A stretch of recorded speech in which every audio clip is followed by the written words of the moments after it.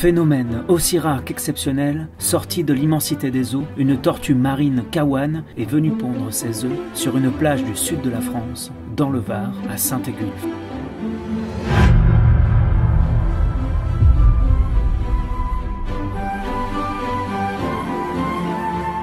La ville de Saint-Égulphe est adossée au premier contrefort du massif des Morts, dans le Var. Elle est située sur le cap rocheux du terroir de Villepé.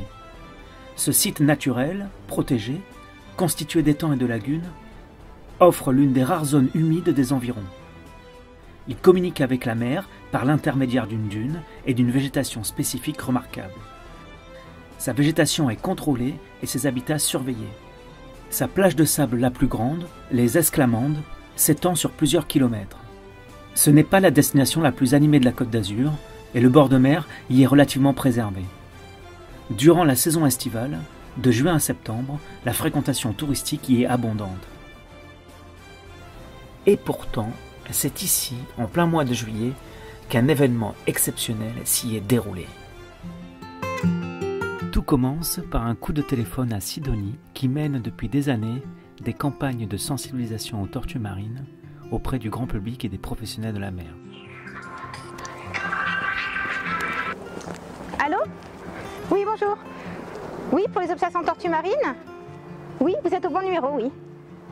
Vous avez observé une tortue, d'accord ? Sur le sable. Sur la plage de Saint-Égulphe.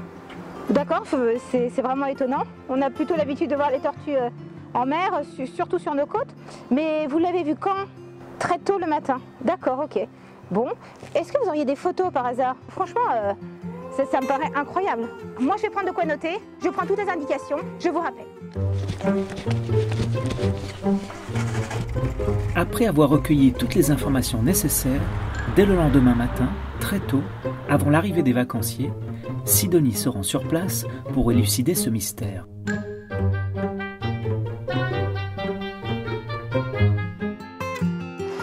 Alors regarde, d'après la photo, la tortue elle a dû monter là-bas.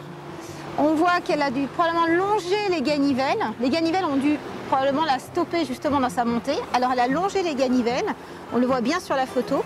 Et à un moment donné, on a un espace un peu plus large, probablement c'est l'endroit justement où elle a dû choisir, l'endroit qu'elle a dû choisir pour le nid. On arrive après à repérer avec les poteaux qui sont un peu plus larges là. Et ensuite, probablement que là, hop, elle redescend à la mer. Et du coup, ça correspondrait à ce chemin-là. Le trajet qu'elle a fait sur le départ. Voilà. Donc du coup, elle a quitté le nid à cet endroit-là. Et l'endroit le plus probable, c'est ici. Voilà. Du coup, je propose à ce poteau-là. Allez, c'est parti. Allez, go. En même temps, j'ai peur de les abîmer si jamais on trouve. Ah, et franchement, là... Ça se trouve, elle a même pas connu. Je sais pas. Attends, je vais essayer de creuser. J'ai pas un peu plus près des ganivelles. Oh là là! C'est là! Oh là là, incroyable! Oh non, mais c'est dingue! C'est ici, elle a vraiment pondu, donc c'est dingue! Là, il va falloir mettre tout en place. J'avais appelé donc Carolida parce que justement, elle avait probablement une idée bien plus précise de où était le nid. Cette personne qui a eu la chance de voir la tortue lorsqu'elle est montée sur le sable pour pondre. Enfin, à ce moment-là, on ne savait même pas si elle avait pondu. Par contre, elle a vu cette tortue. Déjà, c'était incroyable.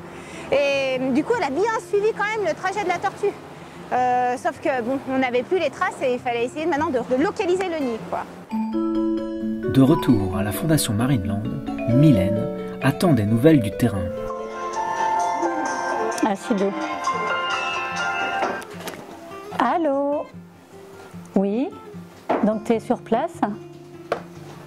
Tu as trouvé le nid? Tu as trouvé les œufs? Non. On a un nid de tortue marine à Saint-Égulphe. Tu as sécurisé le lieu. Impeccable. Bon bah incroyable, ouais. Bah va falloir qu'on s'organise.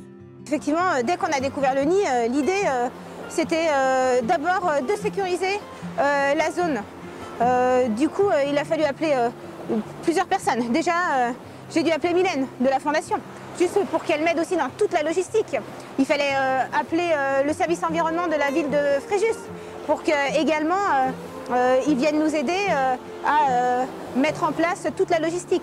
Et bien sûr, il fallait appeler le réseau Tortue Marine de Méditerranée, les experts français pour dire mais il y a une tortue qui est venue pondre dans le Var, sur la plage de Saint-Égulfe. C'est tellement un événement incroyable. En fait, à la nouvelle de la découverte du nid de Saint-Égulfe, à la Fondation Marineland, on a commencé à se poser la première question, à savoir est-ce que l'on doit intervenir. L'intervention n'est pas automatique et systématique. On pourrait nous objecter que finalement remettre quelques petites tortues marines à l'eau ne va pas révolutionner le cours de la conservation des tortues marines en Méditerranée. Donc finalement, pourquoi on se lancerait dans cette aventure? En fait, la première réponse à cette question, c'est tout d'abord que l'un des principes fondamentaux de la Fondation Marineland, c'est de préserver la vie animale. Donc a priori, oui, un nid de tortue marine, on va chercher à protéger et à permettre la possibilité des naissances de se dérouler dans de bonnes conditions. Et puis très rapidement, en fait, d'autres objectifs se mettent en place, encore plus élaborés et qui donnent un sens en fait à l'action que l'on va mener. Un des premiers objectifs, c'est d'enrichir les connaissances sur la biologie de l'espèce. La nidification dans nos régions et les côtes françaises n'existe quasiment pas dans la littérature scientifique. Donc c'est un moyen d'acquérir des connaissances et des données sur cet événement. C'était un événement exceptionnel parce que les côtes françaises ne sont pas référencées comme sites de ponte. Les dernières pontes ont lieu il y a eu un épisode de ponte en 2006 à Saint-Tropez, mais ça reste complètement épisodique et hyper rare. Les tortues qui peuplent nos côtes sont plutôt des subadultes qui viennent au large de nos côtes pour s'alimenter. Elles sont à la recherche de sites d'alimentation, mais on n'est pas du tout référencé comme un site de ponte.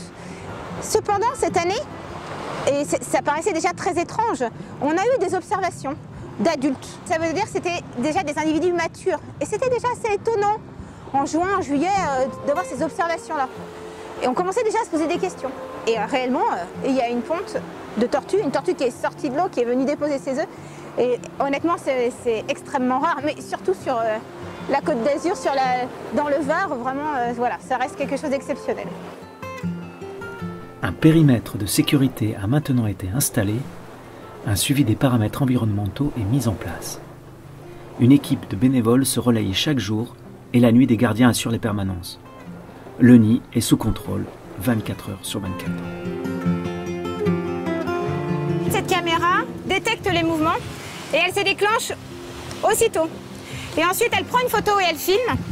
Et elle envoie la photo sur nos téléphones portables. C'est une veille, quoi.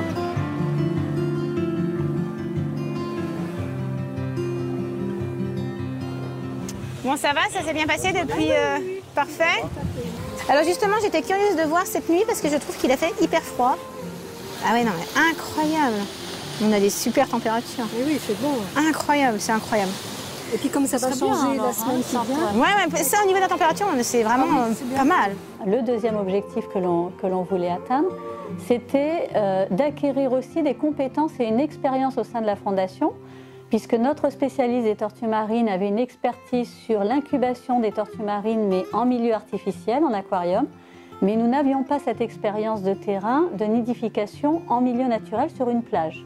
Une fois qu'on a mis en place ce périmètre de sécurité, donc ça permettait déjà de délimiter la zone, et ça limitait toutes les intrusions. Mais ensuite, il fallait qu'on essaye d'avoir une personne 24 heures sur 24 sur place pour être toujours là en surveillance. Donc à partir du moment où tout ça s'est mis en place, donc la décision a été prise très rapidement d'intervenir. Et là, plusieurs choses vont pouvoir être décidées. Il faut savoir que la Fondation Marineland a mis plus de la moitié des moyens financiers en place pour l'opération. La deuxième chose, c'est d'organiser la logistique humaine et technique de la protection du nid. Alors la logistique humaine, c'est l'ensemble des bénévoles et une société de sécurité privée qui va assurer les surveillances nocturnes pour pouvoir protéger le nid de la population. Et enfin, c'est aussi engager un dialogue avec les autorités locales pour pouvoir travailler en bonne intelligence avec tout le monde. Ensuite, on a mis en place des sondes pour relever la température à différentes profondeurs. On a creusé bien évidemment à côté du nid et on a demandé aux bénévoles ainsi qu'aux veilleurs de nuit de relever la température jour et nuit toutes les 2 à 3 heures. Encadrée par le réseau Tortues Marines de Méditerranée française, toute l'équipe s'est relayée jour et nuit sur plusieurs semaines pour surveiller le nid. Et les relevés montrent que les températures baissent considérablement. Nous arrivons à la fin de l'été, la vie des embryons est menacée.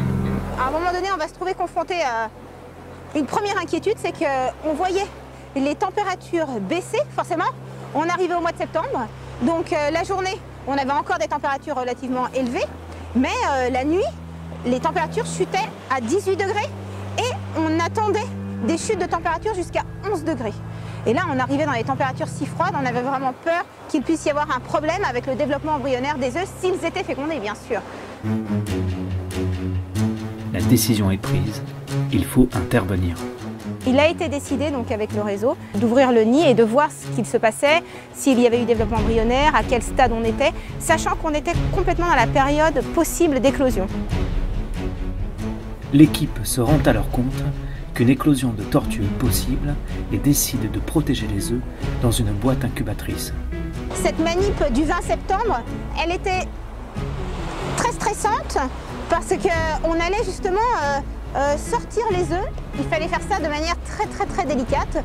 On était quand même à 53 jours d'incubation et honnêtement, il y avait possibilité même qu'il y ait les premières éclosions. On ne savait pas du tout. À ce moment-là, on ne savait pas s'ils étaient fécondés, on ne savait pas ce qu'on allait trouver. Donc quand on a commencé justement à découvrir le nid, effectivement, on a pu contrôler s'il y avait développement embryonnaire. Il s'agit juste de poser une lumière sur la membrane de l'œuf et si on voit un réseau sanguin, effectivement, ça explique, ça veut dire qu'il y a développement embryonnaire. Et ensuite, il a fallu sortir les œufs très délicatement. On a essayé de les sortir de manière méthodique, de savoir quels œufs étaient en surface, au milieu du nid et sur le fond. Et ensuite, on a placé tous les œufs à l'intérieur d'une boîte, une boîte isotherme, une boîte en polystyrène, pour essayer justement de limiter ces variations de température. Donc, c'était un petit peu l'objectif. Pendant toute cette manip, moi j'étais en contact direct avec Jacques Frétet, qui est justement un expert tortue qui a vraiment l'habitude des nids et qui m'a aidé justement pendant toute la manip. Donc une fois qu'on a mis tous les œufs dans la boîte, on les a recouverts de sable, on a refermé la boîte et on a décidé de laisser la boîte incubatrice sur place, qu'on a enterrée à 70 cm de profondeur. Sur la boîte, on a mis un matériel isolant. Bien évidemment, on a laissé le thermomètre pour continuer à suivre justement la température à l'intérieur du nid cette fois-ci. Malgré le système mis en place, les conditions environnementales continuent à se dégrader sévèrement. Les températures deviennent critiques pour la survie des embryons. Il est décidé alors de chauffer le nid. Alors là, il a fallu faire preuve un peu d'ingéniosité. On a décidé justement de mettre en place un tapis chauffant à l'intérieur de la boîte. Ce tapis chauffant était en relation directe avec une batterie qui était sur panneau solaire. Et donc ça a super bien marché. Et là, on a pu commencer à régler la température autour de 30 degrés.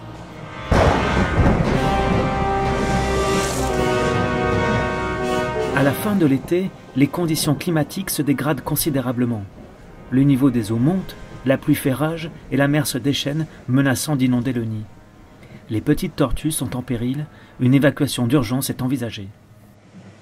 On a passé des nuits à essayer de lutter contre la mer qui remontait, à mettre en place des planches de bois. D'ailleurs, les vagues tapaient contre les planches de bois et repartaient pour essayer de protéger le nid. Et puis au final, on s'est dit là, c'est plus possible. Ça ne va plus marcher.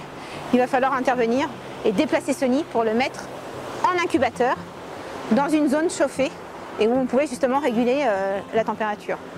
Donc là, de nouveau, on s'est rapproché du réseau, des experts. On a vu avec eux tout l'aspect réglementaire. Quelques jours plus tard, l'événement tant attendu est arrivé. Des bébés tortues ont pointé le bout de leur nez. Pour les personnes en charge du projet, c'est un petit miracle. La coordination des équipes en charge du projet et tous les soins apportés à la protection des œufs ont fini par être récompensés.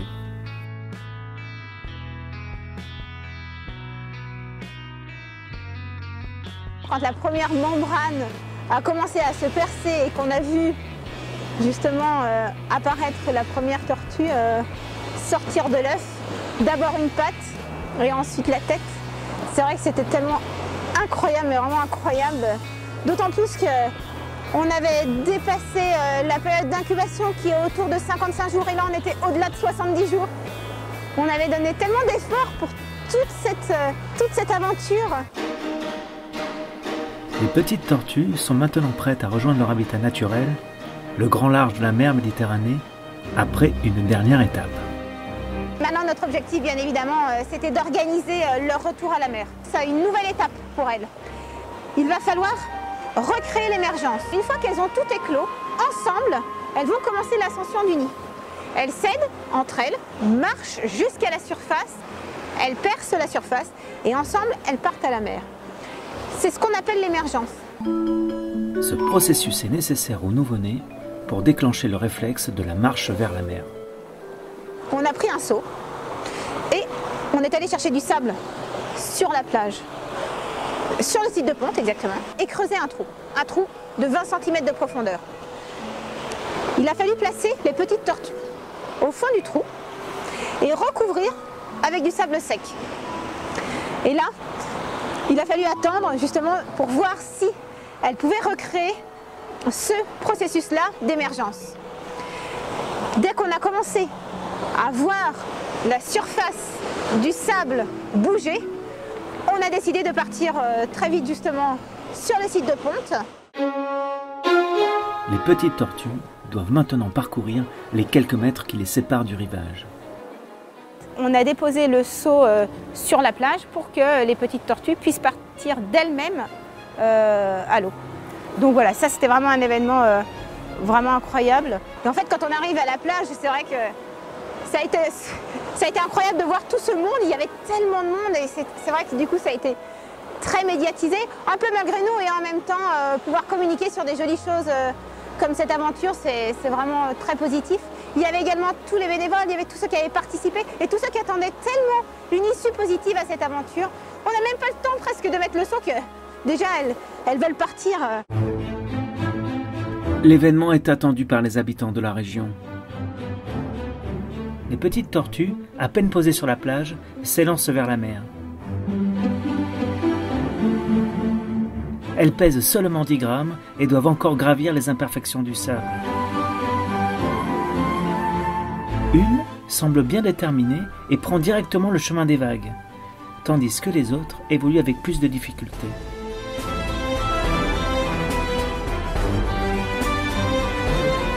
Le trajet n'est pas sans embûches et pourtant elles doivent trouver la force de rejoindre l'eau. Il y en a deux d'entre elles qui sont assez dynamiques et elles y vont, quoi. C'est vraiment, ça c'est vraiment émouvant de les voir. Elles sont tellement petites et de les voir atteindre les vagues, c'était vraiment incroyable. Il y en a une qui était plus faible que les autres et du coup on a décidé avec les experts tortues justement de la ramener en zone couveuse. Elle n'avait pas l'énergie nécessaire pour retourner à la mer de par elle-même. Et du coup, on a fait appel à la SNSM dès le lendemain et on a décidé de la déposer au large du site de ponte. Tout le monde est émerveillé par le spectacle. Regardez partir ces petites tortues vers la mer. Assister à l'éclosion d'une ponte de tortues marines Kawan sur les côtes françaises de Méditerranée est un fait unique.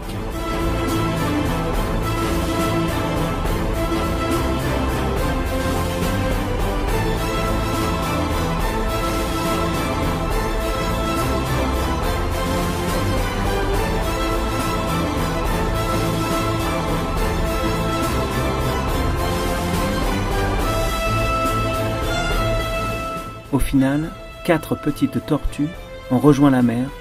C'est assez émouvant. Surtout quand elle est rentrée dans l'eau. On les ramenait dans l'eau. C'était fantastique, quoi. De voir ça, on le voit qu'une fois dans sa vie. Ça fait chaud au cœur, hein. Clairement. C'est beau, c'est beau. Il n'y a pas d'autre mot, je crois.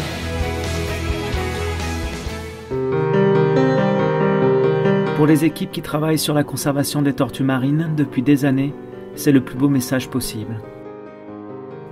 Cette expérience, précieuse humainement, le sera aussi scientifiquement, car les nombreuses données recueillies viendront élargir le champ des connaissances sur les tortues marines de Méditerranée.